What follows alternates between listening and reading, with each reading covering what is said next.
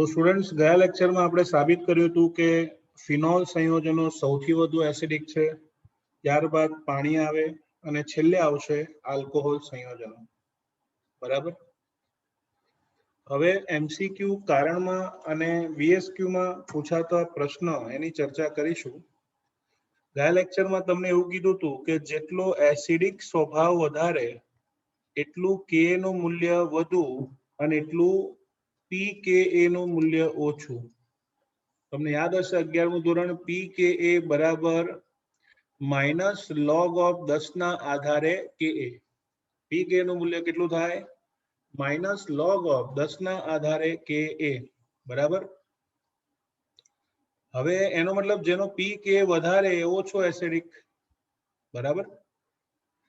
લગભગ ઉચ્ચક તમને સમજાયેલું છે પણ થોડુંક ડીપમાં લઈ જાઉં છું. આ ફિનોલ હોય, ફિનોલની સાથે બાળકો ઋણ પ્રેરક સમૂહ એટલે કે ઇલેક્ટ્રોન ગ્રાહી સમૂહ, ઇલેક્ટ્રોન આકર્ષક સમૂહ હોય. તમને યાદ હશે અહીંયા આખું લિસ્ટ બનાવ્યું હતું: nitro, cyano, carboxylic acid, fluoro, chloro, bromo, iodo. બરાબર. તો ઇલેક્ટ્રોન ગ્રાહી સમૂહ હોય, જેમ કે હું પેરા સ્થાનમાં નાઇટ્રો સમૂહ લઉં છું, તો ઇલેક્ટ્રોન ગ્રાહી સમૂહ શું કરે? ઇલેક્ટ્રોનને પોતાની તરફ ખેંચે, એટલે ઓક્સિજન ઉપર ઇલેક્ટ્રોન ઘનતા ઘટે, એટલે એસિડિક સ્વભાવ વધારે. એસિડિક સ્વભાવ વધારે એટલે કે પેરાનાઇટ્રોફિનોલ એ ફિનોલ કરતા વધુ એસિડિક આવશે. બરાબર. ફિનોલ કરતા વધારે એસિડિક કોણ? પેરાનાઇટ્રોફિનોલ. પણ એની બાજુમાં જો હું ધન પ્રેરક સમૂહ લઉં, ધન પ્રેરક સમૂહ એટલે કે પોઝિટિવ ઇન્ડક્ટિવ ગ્રુપ કહેવાય. ઇલેક્ટ્રોન દાતા સમૂહ લઉં, અહીંયા મિથાઇલ લઈ લઉં, તો આ જે બન્યું ને એને પેરાક્રેસોલ કહેવાય, ક્રેસોલ. તો એમાં શું થાય? મિથાઇલ પોતાનું યુગ્મ ઓક્સિજન તરફ ખસેડે, એટલે ઓક્સિજન ઉપર ઇલેક્ટ્રોન ઘનતામાં શું થાય? વધારો. ઇલેક્ટ્રોન ઘનતા વધે એટલે એસિડિક સ્વભાવ શું થશે? ઇલેક્ટ્રોન ઘનતા વધે એટલે એસિડિક સ્વભાવ ઘટશે. એટલે યાદ રાખવાનું, ઋણ પ્રેરક સમૂહ હોય તો એસિડિક સ્વભાવ વધે અને ધન પ્રેરક સમૂહ હોય તો એસિડિક સ્વભાવ ઘટે.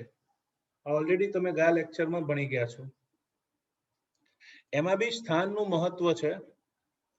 તમે જો લોજિકલી વિચારો તો પેરાનાઇટ્રોફિનોલ લઈએ, પેરાનાઇટ્રોફિનોલ એ સૌથી વધુ એસિડિક છે. બરાબર.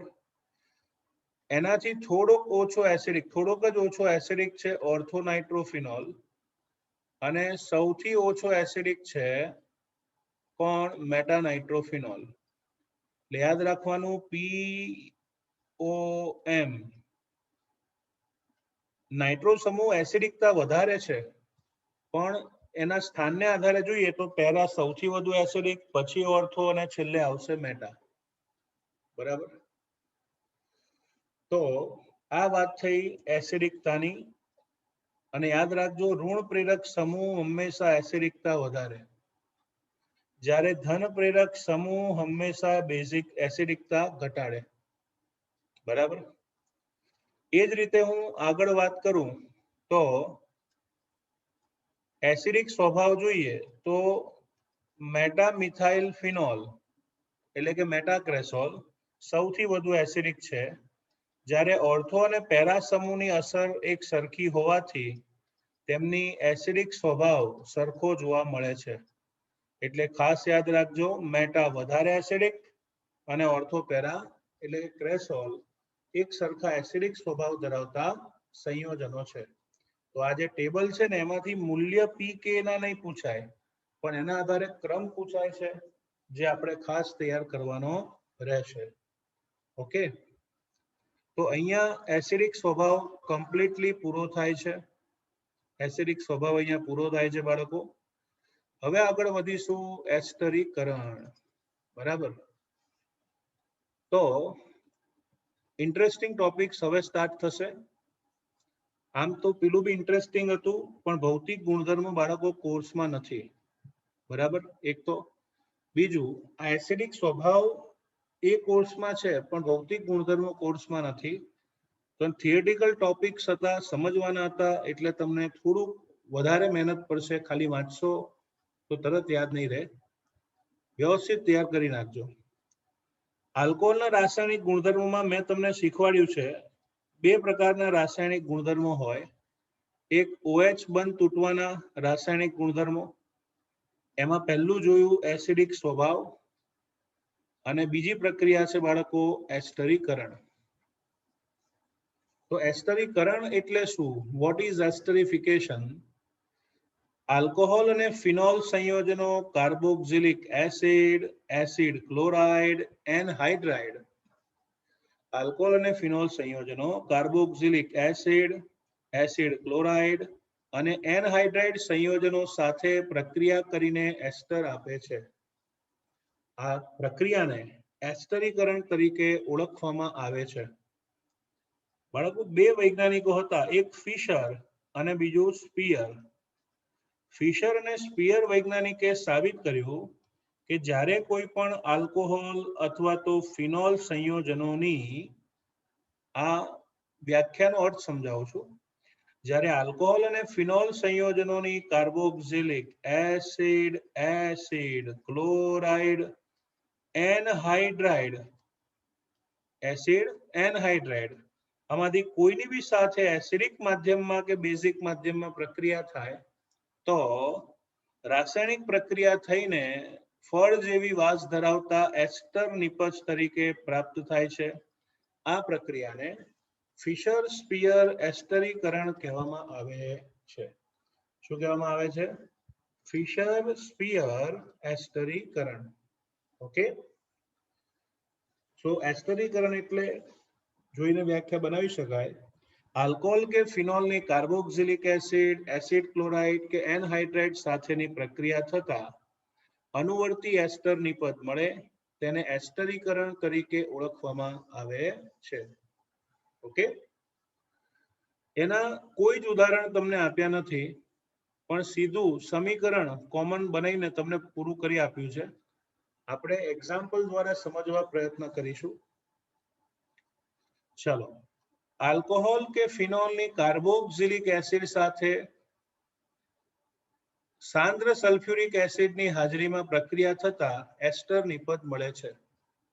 હું એનું એક ઉદાહરણ આપું તો જુઓ, મિથેનોલ, એની પ્રક્રિયા ઇથેનોઇક એસિડ સાથે એટલે કે CH3 C double bond OOH, મિથેનોલની ઇથેનોઇક એસિડ સાથે એસિડિક માધ્યમમાં રાસાયણિક પ્રક્રિયા થાય તો આલ્કોહોલમાંથી H, એસિડમાંથી OH, ये तो होना ही था, પાણી તો છૂટવું પડે જ. તો H અને OH H2O બનાવે, બાકી બધું જોઈન્ટ કરી નાખીએ તો બનશે આ રીતે. જુઓ, CH3O ડોટ, પાછું CO CH3, CH3O dot CO CH3. આને એસ્ટર તરીકે ઓળખીશું. નિયમ એવું કહે છે નામકરણનો કે આ જે છૂટો ઓક્સિજન છે ને એની સાથે જે સમૂહ હોય ને એ પહેલા લખાય. આ કાર્બોનિલ સમૂહ છે એટલે કે આ CO છે ને કાર્બોનિલ સ્વરૂપે છે. તો બાળકો, ઓક્સિજન સાથેનો સમૂહ પહેલા લખાય એટલે પહેલા લખીશું મિથાઇલ, પછી 2 કાર્બનનો એસ્ટર એટલે લખાય ઇથેનોએટ. તો મિથાઇલ ઇથેનોએટ, એનું સામાન્ય નામ થાય મિથાઇલ એસિટેટ, નિપજ તરીકે પ્રાપ્ત થઈ. તો આ પહેલી પ્રક્રિયા છે, એનું સમીકરણ ઉદાહરણ દ્વારા આપણે સમજવા પ્રયત્ન કર્યો. અહીંયા CH3R આપ્યું છે અને બીજો CH3R ડેશ આપ્યું છે, બાકી કોઈ ફેર નથી. અહીંયા ફિનોલ પણ લઈ શકો છો AR હોવાથી. તો આમ કાર્બોક્સિલિક એસિડ સાથે આલ્કોહોલ કે ફિનોલ એસ્ટર નિપજ તરીકે આપે છે. ચલો, બીજું સમીકરણ જોઈએ. સપોઝ હું લઉં છું અહીંયા CH3CH2OH એટલે કે ફિનોલ, ઇથેનોલ. આ ઇથેનોલની પ્રક્રિયા હું એસિડિક એનહાઇડ્રાઇડ સાથે કરું. એસિડિક એનહાઇડ્રેટ નું સૂત્ર છે CH3CO twice O. Alcohol ethanol એની પ્રક્રિયા સાંદ્ર સલ્ફ્યુરિક એસિડની હાજરીમાં એસિડિક એનહાઇડ્રેટ સાથે કરો. 11માં ભણી ગયા એસિડિક એનહાઇડ્રેટ નું સૂત્ર લખતા હતા CH3COO CH3 બરાબર. તો બાળકો આમાં શું થાય ખબર છે? આલ્કોહોલ માંથી H+ અને એનહાઇડ્રેટ માંથી CH3C double bond OO-, alcohol માંથી H+ અને એનહાઇડ્રેટ માંથી એસિડેટ આયન આડ પેદાશ આપશે CH3COOH એસિડિક એસિડ CH3COOH અને વધેલો COCH3 સમૂહ ઓક્સિજન સાથે જોડાઈને નિપજ આપે CH3CH2O.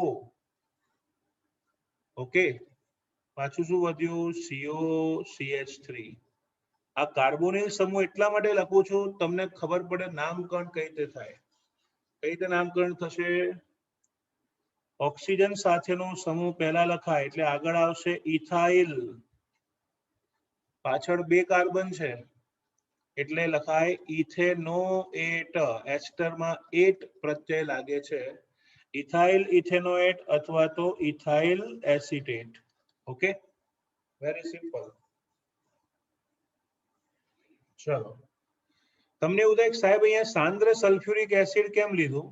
એનું કારણ તમને કહું.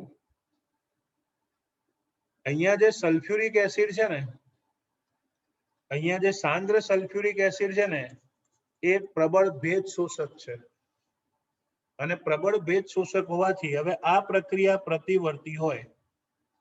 આ બંને પ્રક્રિયા પ્રતિવર્તી છે. હવે આ ભેજ શોષક હોય ને એટલે જેટલું બી પાણી બન્યું હોય ને એ એને શોષી લે. સલ્ફ્યુરિક એસિડ પાણી શોષી લે ને એટલે નિપજનો જથ્થો ઘટી જાય. તો લ સેટેલાઇટના સિદ્ધાંત અનુસાર નિપજનો જથ્થો વધારવો પડે. નિપજનો જથ્થો વધારવો પડે એટલે સંતુલન જમણી બાજુ ખસે અને નિપજ વધુ પ્રાપ્ત થાય છે. નિપજ વધુ પ્રાપ્ત થાય છે. બરાબર. તમને 11માં લ સેટેલાઇટના સિદ્ધાંતમાં સમજાવ્યું હતું. તમે નતા કહેતા કે કેલ્શિયમ કાર્બોનેટનું ઉષ્મીય વિઘટન થાય ભઠ્ઠીમાં તો કેલ્શિયમ ઓક્સાઇડ અને કાર્બન ડાયોક્સાઇડ બને. તો વારંવાર ભઠ્ઠીનું ઢાંકણું ખોલીને CO2 કાઢી નાખવામાં આવે એટલે ફરી પાછો વધારે ને વધારે CO2 ઉત્પન્ન કરવા પુરોગામી દિશામાં પ્રક્રિયા આગળ વધે. ઘરે ખીચડી બનાવવાનો સિદ્ધાંત છે, ખીચડી બનાવવાનો એ પણ આની પર આધાર રાખે છે. સંતુલન સ્થપાઈ ગયું કુકરની અંદર ખીચડીનું અને વરાળ સાથેનું, ત્યારબાદ શું થાય? સીટી વાગે. સીટી વાગવાથી વાયુ બહાર નીકળી જાય, ફરી સંતુલન સ્થપાય, ફરી સીટી વાગે. આ રીતે પાણીની વધારાની વરાળ, વધારાનું પાણી વરાળ સ્વરૂપે બહાર નીકળીને ખીચડી બને છે. તો એ સિદ્ધાંતને શું કહેતા હતા આપણે? લ શટેલિયરનો સિદ્ધાંત. તો પહેલી અને બીજી પ્રક્રિયામાં યાદ રાખજો પ્રતિવર્તી પ્રક્રિયા છે. સાંદ્ર સલ્ફ્યુરિક એસિડ ભેજ શોષક હોવાથી પાણીને શોષીને પ્રક્રિયાનો વેગ વધારે છે. ત્રીજી પ્રક્રિયા આપણે સમજીએ. આમાં હું ફિનોલનું ઉદાહરણ લઈશ. તો બાળકો બેન્ઝીન પર OH એટલે કે ફિનોલ, એની એસિટાઇલ ક્લોરાઇડ સાથે પિરિડિન, પિરિડિન છે ને એને લખાય C5H5N. આ એનું અણુસૂત્ર છે. પિરિડિનનું અણુસૂત્ર શું આવે? C5H5N. એનું બંધારણીય સૂત્ર બેન્ઝીનના એક ખૂણા ઉપર નાઇટ્રોજન મૂકી દો, આને કહેવાય પિરિડિન. અબંધકારક ઇલેક્ટ્રોન યુગ્મ હોવાથી બેઝિક છે. ઓકે, તો ફિનોલની એસિડ ક્લોરાઇડ, એસિટાઇલ ક્લોરાઇડ સાથે પિરિડિનની હાજરીમાં પ્રક્રિયા થાય.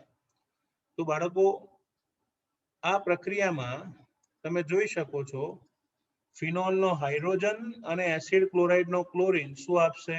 HCl. બરાબર. બસ હવે જોડાણ કરી દો તો બેન્ઝીન રિંગ ઉપર ઓક્સિજન પાછું COCH3 પ્રાપ્ત થાય છે. આનું નામ થશે ફિનાઇલ.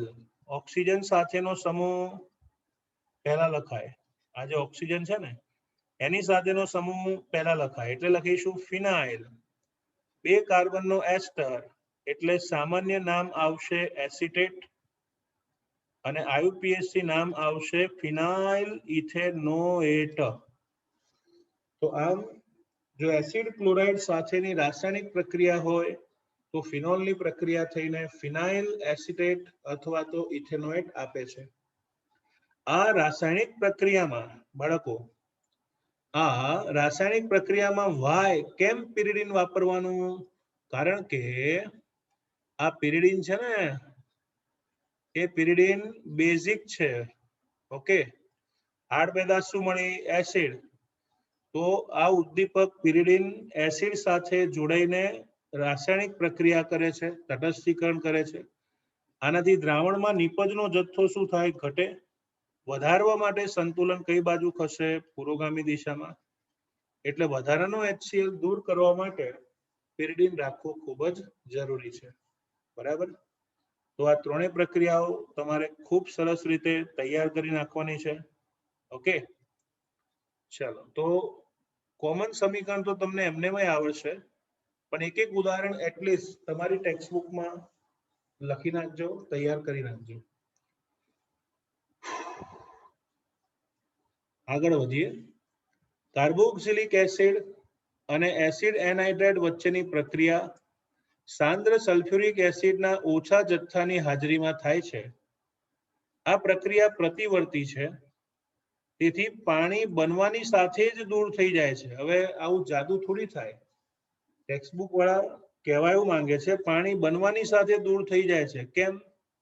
કહેવું તો પડે ને કે સલ્ફ્યુરિક એસિડ પ્રબળ ભેજ શોષક છે. ત્યારબાદ એસિડ ક્લોરાઇડની પ્રક્રિયા, આને એસિડ ક્લોરાઇડ કહેવાય, એની પ્રક્રિયા પિરિડીન બેઝની હાજરીમાં થાય છે. કેમ? કારણ કે ઉત્પન્ન થતા HCl નું તટસ્થીકરણ થઈને અલગીકરણ કરી શકાય, જે સંતુલનને જમણી બાજુ ખસેડે છે. એટલું યાદ રાખવાનું, નિપજનો જથ્થો ઘટાડો, સંતુલન જમણી તરફ ઘટે. આ સમગ્ર પ્રક્રિયામાં તમે દરેક આલ્કોહોલમાં COR સમૂહને દાખલ કર્યો. 3 પ્રક્રિયામાં તમે RCO સમૂહને દાખલ કર્યો, એને એસિડાઇલ સમૂહ કહેવાય. આથી આ પ્રક્રિયાને એસિટિલેશન તરીકે ઓળખીશું. આલ્કોહોલ અને ફિનોલ એમાં એસિટાઇલ સમૂહના પ્રવેશને એસિટાઇલેશન તરીકે ઓળખવામાં આવે છે. બરાબર? એક ઉદાહરણ લઈએ. ઉદાહરણમાં સેલિસિલિક એસિડ. બાળકો, આ તમે નામ સાંભળ્યું છે નીલગિરીનું તેલ? એકચ્યુઅલી એ નીલગિરીનું તેલ એટલે સેલિસિલિક એસિડ થાય, જેમાંથી બામ બને, પછી ઇનહેલર્સ બનતા હોય છે. એ બધા આના કમ્પાઉન્ડ્સ હોય છે, આના જ નિપજો છે. સેલિસિલિક એસિડ એટલે બેન્ઝીન ઉપર COOH અને OH ઓર્થો સ્થાનમાં હોય. બરાબર? ચલો, આનું આયુપીએસસી નામ લખવું હોય તો બેન્ઝીન પર પહેલા કાર્બન પર COOH એટલે પાછળનું નામ આવશે બેન્ઝોઇક એસિડ. ઓકે, અને બીજા કાર્બન પર OH સમૂહ છે એટલે આગળ લખી નાખવાનું 2-હાઇડ્રોક્સી બેન્ઝોઇક એસિડ. 2-હાઇડ્રોક્સી બેન્ઝોઇક એસિડ એને કહેવાય સેલિસિલિક એસિડ. તો 2-હાઇડ્રોક્સી બેન્ઝોઇક એસિડ એનું એસાઇલેશન એસિડિક માધ્યમમાં કરો તો બાળકો H દૂર થઈ જાય અને એની જગ્યાએ CH3CO સમૂહ દાખલ થશે. મેં તમને હમણાં ઓલરેડી શીખવાડી દીધું છે કે એસિડિક એનહાઇડ્રાઇડ નું સૂત્ર આવું હોય, CH3COOCOCH3. This is acidic anhydride. એમાં હંમેશા બાળકો CO થી બંધ તૂટે, કાર્બન પ્લસ ઓક્સિજન માઇનસ. તો એસિટેટ આયન CH3COO માઇનસ આયન H પ્લસ સાથે જોડાઈ આપે એસિડિક એસિડ. તો વધ્યું શું? COCH3. તો એ ઓક્સિજનની બાજુમાં આવશે COCH3 સમૂહ. ઓકે, તો આ જે નિપજ મળી એને બહુ અગત્યનું નામ આપવામાં આવે છે એસ્પિરિન. લોહી પાતળું કરવાની દવા પણ કહેવાય છે એસ્પિરિન. ઓકે, તાવ આવે એમાં બી કામમાં આવે. એસ્પિરિન એનું સામાન્ય નામ છે. બીજું એક સામાન્ય નામ છે બાળકો, જુઓ સેલિસિલિક એસિડ, એમાં એસિટાઇલ સમૂહ આવ્યો ને, એટલે નામ આપ્યું acetyl salicylic acid.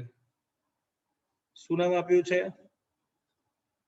Acetyl salicylic acid. Okay, salicylic acid અથવા એને કહેવાય છે એસિટાઇલ સેલિસિલિક એસિડ. હવે એસિટાઇલ સેલિસિલિક એસિડ અથવા તો એસ્પિરિન તેનું નામ છે. ઓકે, આનું આયુપીએસસી નામ લખવું હોય તો જો બેન્ઝીન પર COOH એટલે પાછળનું નામ આવશે બેન્ઝોઇક એસિડ. બેન્ઝીન પર COOH એને કહીશું બેન્ઝોઇક એસિડ. બેન્ઝોઇક એસિડ વાળા કાર્બનને નંબર 1 આપો, પડોશી કાર્બનને નંબર 2 આપો. બીજા કાર્બન પર આ સમૂહ છે ને એને કહેવાય એસિટાઇલ વત્તા ઓક્સિજન, તો આખું નામ થાય 2-એસિટાઇલોક્સી. બાકી શું વધ્યું? Benzoic acid. 2-એસિટાઇલોક્સી, બાકી શું વધ્યું? Benzoic acid. તો આખું નામ થાય આયુપીએસસી માં 2-એસિટાઇલોક્સી બેન્ઝોઇક એસિડ. તો એસ્પિરિન નું આયુપીએસસી નામ પછી લખી નાખજો બુકમાં, થશે 2-એસિટાઇલોક્સી બેન્ઝોઇક એસિડ. ઓકે, ચાલો. આજે એસ્પિરિન છે એ વેદનાહાર એટલે કે બામમાં વપરાય, વેદનાહારક ઔષધ તરીકે, શોધન ઔષધ તરીકે એટલે સોજો ઉતારવાનો ગુણ. બરાબર, જેમ કે તમને શરદી ઉધરસ થઈ હોય તો એસ્પિરિન અને પેરાસિટામોલ આ બધી ડ્રગ્સ વધારે અપાય છે, કારણ કે તે શ્વાસ નળીનો સોજો ઉતારવા કામમાં આવે. બીજું તાવ ઉતારવા માટે પણ વપરાય, તાવ શામક છે. તો એસ્પિરિન વેદનાહારક, શોધન ઔષધો અને તાપ શામક ગુણધર્મ ધરાવતા હોય છે. ઓકે, તો આટલું ખાસ તૈયાર કરી નાખજો. એને કહેવાય OH સમૂહના તૂટવા સાથે સંકળાયેલી રાસાયણિક પ્રક્રિયા. ઓકે, ચાલો આગળ વધીએ. મેં તમને પહેલા કીધું 2 પ્રકારની પ્રક્રિયા આલ્કોહોલમાં હોય છે. પહેલી પ્રક્રિયા અહીંયા પૂરી થઈ, OH બંધના ખંડન સાથે સંકળાયેલી પ્રક્રિયા. હવે આવશે CO બંધના ખંડન સાથે સંકળાયેલી પ્રક્રિયા. ઓકે, 3 OH સમૂહનું વિસ્થાપન બ્રોમિન વડે થઈને 3 OH નું વિસ્થાપન બ્રોમિન વડે થઈને 3 મોલ આલ્કાઇલ બ્રોમાઇડ એટલે કે હેલાઇડ નિપજ મળે છે, વત્તા બાકી શું રહેવાનું? H3PO3. શું બાકી રહેશે? H3PO3 એટલે કે ફોસ્ફરસ એસિડ નિપજ પ્રાપ્ત થાય. એ નિપજ મળશે ફોસ્ફરસ એસિડ. તમારી બુકમાં ધોરણ 12 ચેપ્ટર 10 જોઈ લેવું એવું લખ્યું છે. એક્ઝામમાં આવું લખશો ને તો 0 માર્ક આવશે. એટલે લખવાનું, આવી પ્રક્રિયા લખવાની કે 3 મોલ આલ્કોહોલની ફોસ્ફરસ ટ્રાયહેલાઇડ સાથે રાસાયણિક પ્રક્રિયા થવાથી 3 મોલ હેલો આલ્કેન અને ફોસ્ફરસ એસિડ મળે છે. આ પ્રક્રિયામાં હેલોજન X બરાબર 2 તત્વો આવશે, બ્રોમિન અને આયોડિન. ઓકે, પછી એક ઉદાહરણ આપી દેવાનું કે 3 મોલ ઇથેનોલ CH3CH2OH એની ફોસ્ફરસ ટ્રાયબ્રોમાઇડ સાથે રાસાયણિક પ્રક્રિયા થાય તો 3 OH નું વિસ્થાપન બ્રોમિન વડે થઈને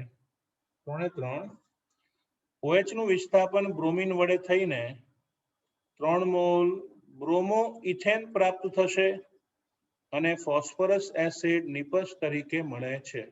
બરાબર, તો આને કહીશું આલ્કોહોલનું બ્રોમિનેશન અથવા ફોસ્ફરસ ટ્રાયબ્રોમાઇડ સાથેની રાસાયણિક પ્રક્રિયા.